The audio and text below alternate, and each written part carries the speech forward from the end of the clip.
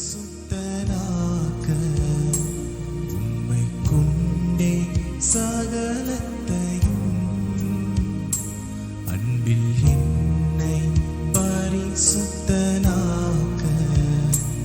உம்மை கொண்டே சகலத்தையும் உருவாக்கிய நீர் முதற் பேரானீரோ தந்தை நோக்கம் உருவாக்கிய நீர் முதற் பேரானீரோ தந்தை நோக்கம் மனாதியன்றோ இயேசுவே